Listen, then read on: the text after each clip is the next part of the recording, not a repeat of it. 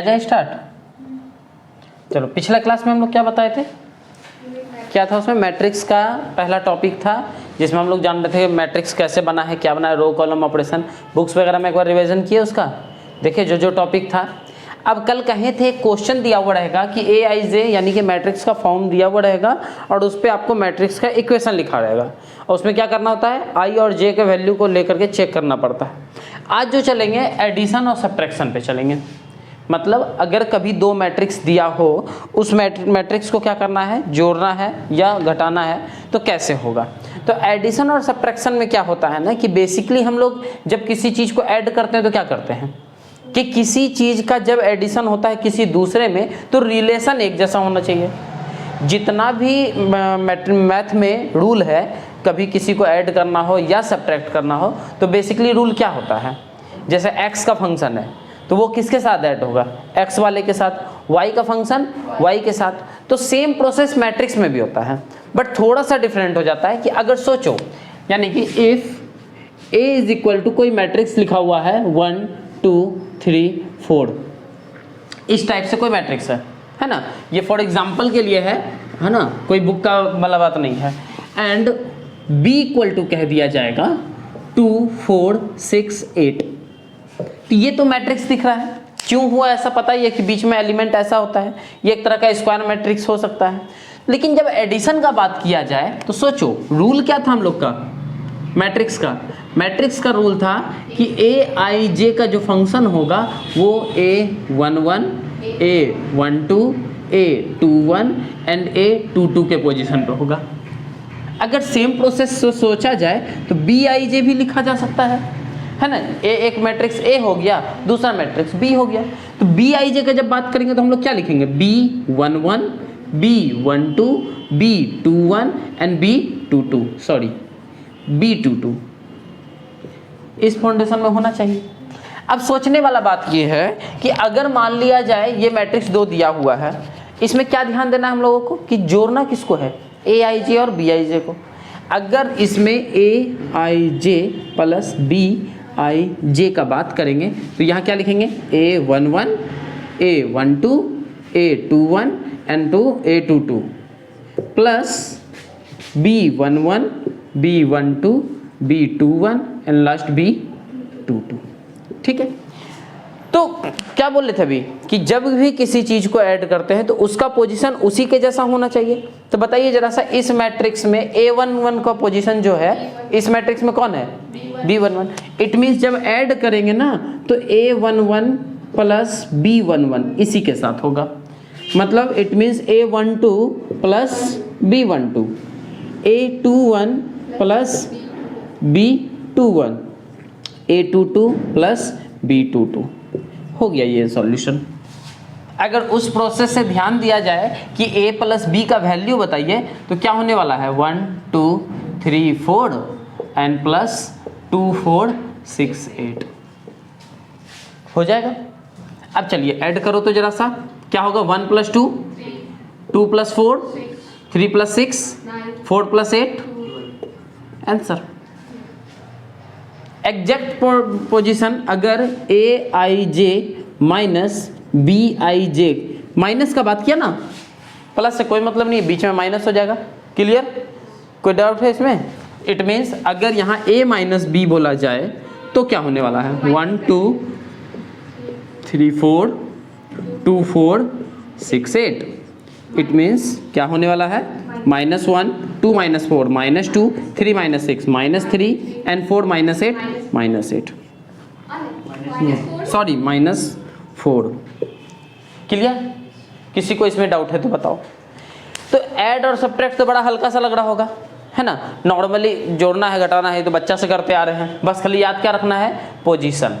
तो अगर मान लिया जाए इसी चीज में अगर इनटू का बात किया जाए, असली खेला इनटू का होता है मैट्रिक्स में ना, बेसिकली जो हम लोग प्लस और माइनस करते हैं बड़ा हल्का मिलने वाला है, प्रॉब्लम क्रिएट करता है तो इनटू वाला, क्योंकि इनटू का नॉर्मल इनटू नहीं है।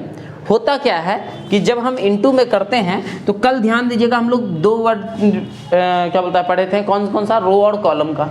रो कौन सा होता है मैट्रिक्स में, इस डायरेक्शन में जो होगा हॉरिजॉन्टली जो होगा वो रो कहलाता है और वर्टिकली जो होगा वो कॉलम कहलाता है। तो मैट्रिक्स में जो इनटू होता है ना वो रो और कॉलम के मेथड से होता है। इट मीन्स कि अगर रो और कॉलम के थ्रू हो रहा है, मतलब अगर मल्टीप्लाई करना होगा तो उसके लिए हम कहेंगे कि जिस पोजीशन में अगर मैट्रिक्स का कोई एक एलिमेंट में दिया हुआ है रो में, तो रो में अगर मान लिया 2 एलिमेंट है तो मतलब अगले मैट्रिक्स में 2 ही एलिमेंट होना चाहिए, सॉरी अगले कॉलम में। मतलब क्या होगा कि जैसे मैट्रिक्स अगर ये दिया हुआ है, अगर इसको इनटू का बात करते हैं, यहाँ पे देखते हैं, जैसे हम लोगों को बोलेगा कि aij इंटू bij, ऐसा इनटू करना है। ऐड और सब्ट्रैक्ट तो नॉर्मली हो जाएगा प्लस माइनस के साथ, माइनस लगा देते हैं इसमें। लेकिन जब इनटू बोलेगा तो जब हम इसको लिखेंगे ऐसा aij, सॉरी 1 1 ना, a11 a12 a21 and a22, और इनटू होगा कौन सा, b11 b12 b21 and last b22। तो ध्यान दीजिएगा इनटू का बात जब करेंगे तो बताइए पहले मैट्रिक्स में रो के अंदर कितना एलिमेंट है, 2 एलिमेंट, कौन कौन सा, a11 और a12। तो मतलब क्या अगला जो मैट्रिक्स है उसके कॉलम में 2 एलिमेंट होना चाहिए। तो ध्यान दीजिए कॉलम तो 2 गो है, इसके कॉलम में कितना एलिमेंट, 2 गो, कौन कौन सा, b11 एंड b21, ये पोजीशन है। मतलब इस डायरेक्शन में ये है और इस डायरेक्शन में ये है। क्यों ऐसा किए, क्योंकि इसमें कहता है कि जब पहला जो मैट्रिक्स का एलिमेंट है ना, मतलब पहला रो का जो एलिमेंट है वो पहले कॉलम के एलिमेंट से इनटू होगा, फिर दूसरा वाला दूसरे से। इट मीन सोचिए अगर यहाँ 3 होता, इधर 2 ही होता, तो पहला को पहला से, दूसरे को दूसरे, तीसरा किधर जाता, नहीं हो पाता। इसलिए ये याद रखना है कि जब तक अगर इसके रो का एलिमेंट बाद वाले के कॉलम के एलिमेंट से इक्वल नहीं होगा, इनटू हो ही नहीं सकता है। और यही प्रोसेस है जो आपके मैट्रिक्स के इनटू को बर्बाद करेगा। क्योंकि क्या होगा, कन्फ्यूजन बनाते वक्त इसको इससे किए, इसको इससे किए, अगर 2 3 आया पता चला इसको दोनों से कर दिए, या ऐसे करने की जगह सामने चले गए, तो बड़ा टाइम जितना लेना है ले लो। ऐसा नहीं कि हड़बड़ाना नहीं है कि समय नहीं, जितना टाइम लेना है लीजिए, बट इसको एकदम स्थिर से बनाइएगा। क्योंकि यही एक्सरसाइज ऐसा है जो आपको प्लस और माइनस में कंफ्यूज करेगा। मतलब जितना आज तक पढ़े हुए हो वो एकदम लगा कि नहीं अभी भी बहुत बाकी है, इतना पढ़ने के बावजूद, क्योंकि ये प्लस माइनस बहुत तंग करता है।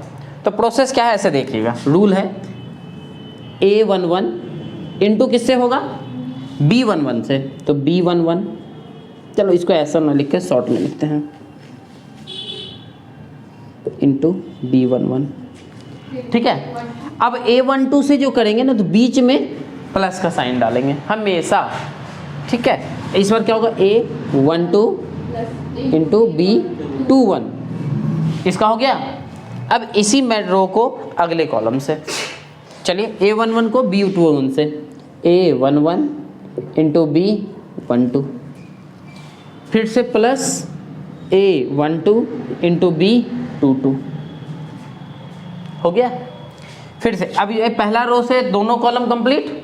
अगर एक और होता तो फिर उससे भी करते, और होता तो उससे भी करते। मतलब पहला रो से जब तक सारा कॉलम इनटू ना हो जाए हम लोग दूसरे कॉलम में, दूसरे रो में एंट्री मारेंगे ही नहीं। तो पहला रो कंप्लीट किए, अब दूसरे रो में आते हैं। दूसरा रो क्या है मेरा, a21 और a22, तो एक बार इससे इनटू किया जाए। तो चलिए a21 को b11 से, तो a21 इंटू b21, बीच में तो प्लस, फिर से a21 into b12, sorry b12 कैसे, b21,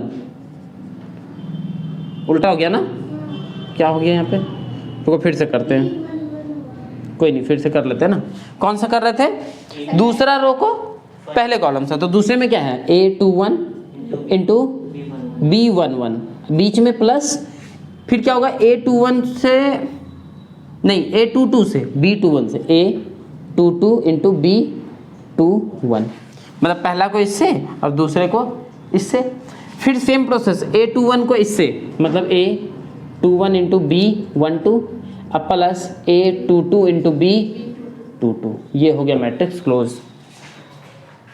ठीक है। अब इसमें ध्यान दीजिए, ये जो मैट्रिक्स है 2 इंटू 2 का है ना, इसको हम लोग क्या करते हैं ना, ऐसा समझ लेते हैं m इंटू n है, ये भी तो m इंटू n ही है, है ना, ये भी क्या है m इंटू n है। अच्छा एक बात ध्यान दो, यहाँ जो बना ये किसका बना, m इंटू n का ही, क्योंकि यहाँ रो कॉलम सेम सेम रह गया।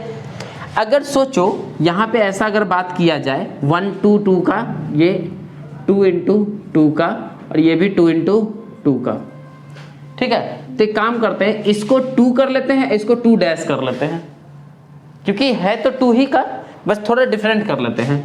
अब ध्यान दीजिए, इसमें रो क्या है, 2 गो, कॉलम भी 2 गो, इसमें रो 2 गो, कॉलम भी 2 गो, ठीक है।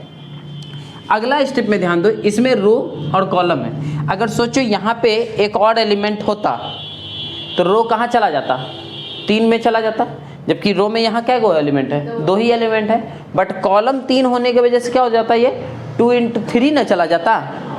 मतलब क्या ध्यान रखना है कि पहले मैट्रिक्स में जो रो होगा, मतलब फाइनल आंसर जो बनने वाला है, पहले मैट्रिक्स का रो और दूसरे मैट्रिक्स का कॉलम से इनटू होना है। इट मींस अगर ये पहले मैट्रिक्स में 2 है और दूसरे में 2 डैश है, मतलब ये जो मैट्रिक्स बनेगा 2 इंटू 2 डैश का ही बनेगा। अब मिला m इंटू n मिल रहा था ना भाई, वही चीज है। ये तो अपना एज्यूम किए कि कुछ अलग दिखना चाहिए, नहीं तो कैसे कंफर्म करेंगे ये, क्योंकि दोनों तो 2 2 है, 3 होता तो पता चलता।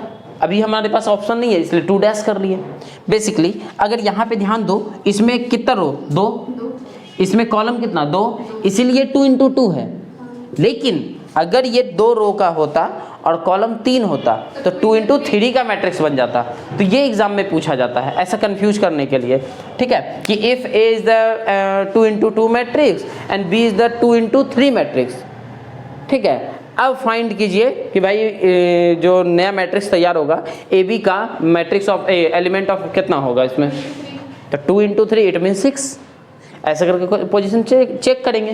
तो ये सब देखने के लिए दिया जाता है। तो ये इंटू का है, ठीक है। अगर हम लोग इसी प्रोसेस पे अगर एक क्वेश्चन को सॉल्व करें, जैसे मान लेते हैं यही वाला दिया हुआ ए एंड बी, तो सॉल्व करने के लिए क्या करना होगा हम लोगों को, ए बी क्या लेंगे 1 2 3 4, दूसरा 2 4 6 8, यही है ना, 2 4 6 8 इंटू करेंगे, क्या होने वाला है बताइए। 1 को 2 से किए तो 2 प्लस देंगे 2 को 6 से 12, ठीक है। कोई डाउट, ठीक है, क्या डाउट हो गया। 1 को 2 से किए और फिर 2 को 6 से, तो 1 इंटू 2 2 और 2 इंटू 6 12। अब यही दोनों को फिर इस दोनों से भी करेंगे, तो 1 इंटू 4 प्लस 2 इंटू 8 कितना 16। चलिए नेक्स्ट, अब पहला रो तो कंप्लीट हो गया। अब दूसरे रो से 3 2 जा 4 6 जा 24, 3 4 जा प्लस 4 8 जा 32। सॉल्व कीजिए, बताइए तो कितना आएगा। ये 14 होगा, ये 20, ये 30 और ये वाला 44 हो गया आंसर।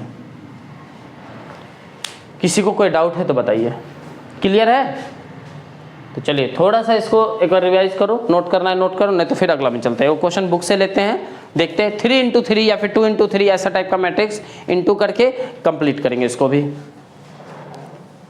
चलिए देखें आगे। तो अब 2 गो वाला हुआ, अब क्या करते हैं ना, कोई 3 गो वाला क्वेश्चन लेते हैं। जैसे मान लेते हैं ऐसा a इज इक्वल टू 1 2 3 4 5 6, थोड़ा बड़ा कर ले क्या, 1 2 3 4 5 6, ठीक। और दूसरा मैट्रिक्स जो है वो कर लेते हैं कुछ ऐसा 1 2 3 4 5 6 7 8 9, ये मैट्रिक्स दे दिए, ठीक है। या चलो 2 गो ही रहने देते हैं, अगर थोड़ा ऐसा ले लेते हैं। अब सोचने वाला बात ये है कि देखो मैट्रिक्स में यहाँ क्या है, पहले मैट्रिक्स में 2 रो है बट एलिमेंट कितना है उसमें 3 एलिमेंट है, तो इट मीन्स अगला में कॉलम के में 3 एलिमेंट होना चाहिए। तो ध्यान दो, इसमें जो मैट्रिक्स बन रहा है, अगर इसको थोड़ा इरेज करके अलग लिखें तो ये क्या है मेरा 2 इंटू 3 का मैट्रिक्स है। And b is equal to क्या बोले थे 1 2 3 एंड 4 5 एंड 6। और ये क्या है मेरा 3 इंटू 2 का मैट्रिक्स है ना। रो कितना है 3 है, कॉलम 2 ही है। अगर ये इंटू होता है आपस में, इट मीन्स ए बी अगर निकाला जाए यहाँ से, तो पहला मैट्रिक्स में क्या होगा 1 2 3 4 5 एंड 6। दूसरा 1 2 3 4 5 6 ये दिया हुआ है। इंटू करना है मतलब पहले रो को पहले कॉलम से, तो पहले रो में 3 एलिमेंट, पहले कॉलम में 3 एलिमेंट, तो 3 यानी कि 1 को किससे करेंगे 1 से होगा। चलिए 1 को 1 से, 1 इंटू 1 1 हो जाएगा, 2 को 2 से, 2 2 जा 4, 3 3 जा 9। ठीक है, अगले स्टेप में आते हैं, थोड़ा बड़ा लिख लेते हैं, थोड़ा छोटा हो जा रहा है। 1 + 4 + 9। ठीक है, अगला में आते हैं 4 + 2 5 जा + 3 6 जा 18। ठीक है, ये देखो पहला मैट्रिक्स का पहला रो से दोनों कॉलम कंप्लीट। इट मीन्स अगला किस में आएंगे हम लोग दूसरे रो में, तो दूसरे रो को भी दोनों से, यानी 4 इंटू 1 5 इंटू 2 6 इंटू 3 18। ठीक है, फिर को 4 को 4 से 16, 5 को 5 से 25 एंड 6 को 6 से 36। अब ध्यान दीजिएगा यहाँ पे क्या है 2 इंटू, यहाँ क्या है, क्या बताए थे पिछले में कि इसका रो जितना है उतना मैट्रिक्स का सॉल्यूशन का रो होगा, और बगल वाले में जितना कॉलम है उतना कॉलम होगा। तो ध्यान दीजिए, तो 2 इंटू 2 का मैट्रिक्स कंप्लीट हुआ ये है ना। अब देखो, अब इसको सॉल्व करेंगे तो क्या निकलेगा मेरा, बताइए भाई 14। अगला कितना हो जाएगा, जल्दी बोलो 32।